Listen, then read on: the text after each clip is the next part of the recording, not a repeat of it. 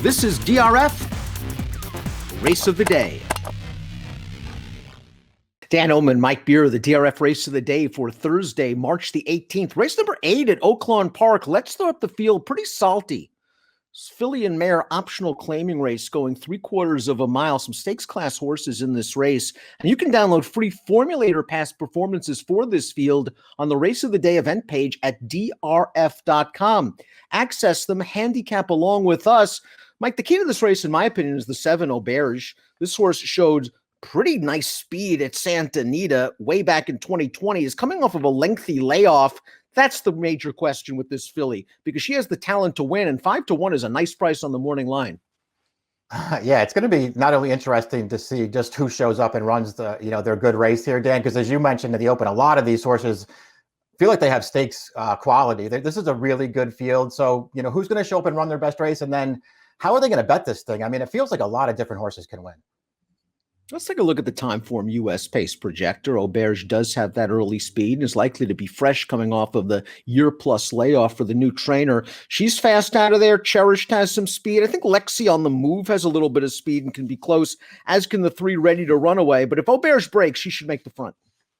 Yeah, she's a fast horse. At least she was the last time we saw her. There is other speed in the race, but if this horse breaks and wants to lead, she probably gets it. 5-month layoff for the 1 Lexi on the Move, who was last seen during the Keeneland Fall Meet as the beaten favorite in an optional claimer. That was a good field, though. The winner came back to be stakes placed at Delta Downs with a 79 buyer. The runner-up stakes placed at Keeneland with an 83. I mean, we'll see what she does off the layoff, Dan. I have to admit that I was a fan of this horse last year, her first 2 starts. I think if you go back now and look at those 2 races in retrospect, you could argue that maybe she just didn't really face tough fields there and it made her look better than she really is. But I don't know. I thought she ran really well in her first 2 starts. Since then, you have a turf race where she didn't get a great trip at Saratoga. I thought she ran fine at Churchill after that, back on dirt in a very short field. She didn't run well the last time we saw her at Keeneland, but there's a layoff now. She still has upside for a really good trainer. I think there are things to like about this horse.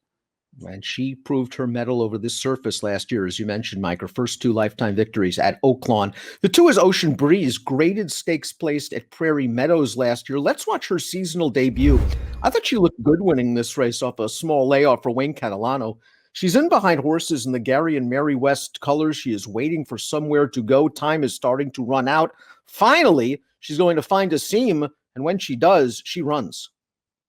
Yeah, but once she gets clear, she actually closes this race down pretty easily. It took her a while, but ultimately everything worked out. I guess Giroux took a little bit of a chance there, Dan, because he didn't have to go inside, but he did, and it almost blew up in his face. But he got time. This filly has run a lot of really good races, I think. I actually feel like she's talented and could wind up in stakes races again pretty soon. Here's a fun horse, the number 3, Ready to Run Away, seeking her 10th lifetime win as she makes her 17th trip to the post. This is a Minnesota bred that has won 4 consecutive dirt races on the way in. Here's her last start, way back on September the 9th at Canterbury. Sloppy going against fellow Minnesota breds. Got a nice trip, swung past them on the outside. Gonna have to deal with a layoff, and I just wonder if they want to race her back into shape so that she is fit come Canterbury time this summer. Yeah, that could be the case. We'll see. I mean, if nothing else, they did find a pretty tough race to bring her back off the layoff. And I mean, this is a really, really strong field.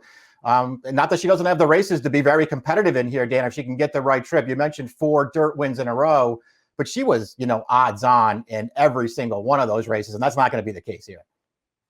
The number 4, Lady Rocket, won her first 2 lifetime starts and has been in some pretty tough races since then. And the safely kept at Laurel, her first start against Stakes Company, she was in against Hello Beautiful, who at that point in time, and might be right now, the best filly and mare dirt sprinter in the Mid-Atlantic region. That was a race that she controlled up front, Hello Beautiful. I just didn't like the way Lady Rocket ran, though. Let's watch Lady Rocket's seasonal debut. She ran to a pretty nice horse as the beaten favorite. Casual would come out of this race, the winner, to finish second in the Spring Fever Stakes behind Kamari with an 86 buyer.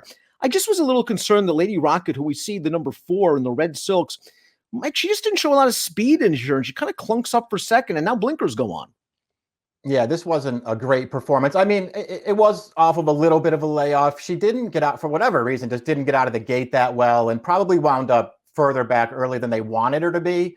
But I'm with you. She didn't really run some kind of huge race there. I didn't love her Safely Kept either. It seems like you were disappointed in it. So was I. Her first two starts were good, and I thought she beat Ocean Breeze on the square at Keeneland in her second career start. So this filly obviously has bounce back potential. Sara Sea, the number 5. We're going to see kind of the story of Sara Sea's career as we watch this replay from Oaklawn on February the 11th, the 2-turn mile. She traveled comfortably in between horses to take the lead on the far turn. She has a big look at this, and she kind of just settles for a minor award. Blanket finish doesn't get you very excited, but the fig came back okay in 86. Maybe she just needs a wet track. Yeah, it could be, but her last two races are good. So I wouldn't just, totally discount this filly at a price. She does seem like a horse who wants to be forward, Dan. So I guess a fast pace, if it is fast, could work against her. But I thought she ran fine last time, and I thought she ran pretty well against Lady Rocket off the layoff 2 back as well. I've been a fan of the 6 Wildwood's Beauty. She is starting to lose me. I think she's lost you for a couple of races now. Let's watch Wildwood Beauty's most recent start. Although this distance might be a little farther than she wants to go. A 2-turn mile, she was up close to the pace. She's going to finish second as the favorite. Her prior effort, she was just in too tough behind Frank's Rocket and Amy's Challenge. She obviously has races that would make her tough, good outside post position, and she might drift off to 5-2. Yeah, that to me, that would be the key. I don't know that I would want to bet her as the favorite against this field, Dan, but it feels like she could drift. And if she did, listen, I would have no argument with anybody who wanted to, take her in this spot. I mean, it's been a lot of stakes races for her, all in all. And I think we both kind of look at her the same way. We liked her for a while. We're getting a little bit tired of her. This is a pretty long losing streak for her. But overall, I mean, she shows up and runs every single time. Auberge was cut out to be a nice horse from day one, a $570,000 2-year-old in training purchase. She won 2 of 3 starts for Bob Baffert in Southern California.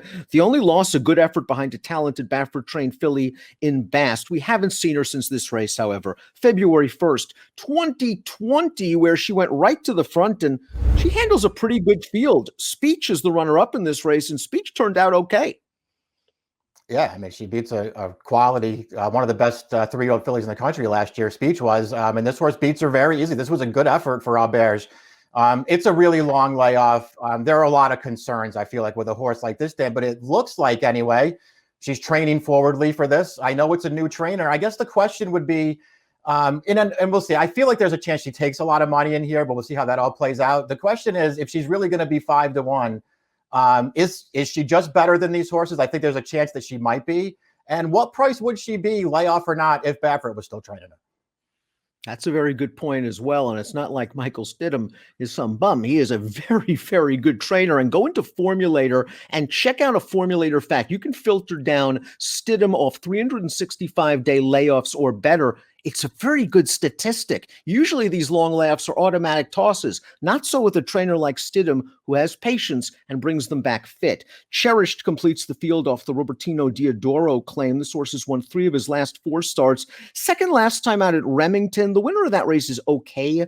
Came back to run second at Turf Paradise with a 77 before winning over there with an 87. I like this mare's tactical speed.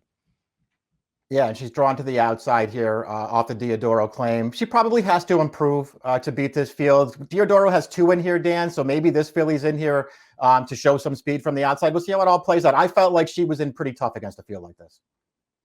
Let's take a look at our top picks for the Thursday race of the day. It's wide open. I'm just simply taking a shot with Sara Sea, who's probably best played underneath in single race exotics because that's where she likes to finish. I think if she gets a wet track, it moves her up. I think this race could potentially heat up from a pace standpoint. If Auberge doesn't fire, maybe Sara Sea can get a good piece of this. Auberge, though, I think you make a good point. 5-1 would be a great price. What would you take?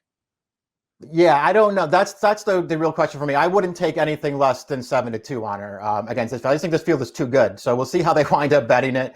I really struggled, Dan. I wanted to pick Ocean Breeze on top. I could have easily taken Lady Rocket, but I don't know. I didn't love either one of them, and I think they're going to take money. I'll try Auberge.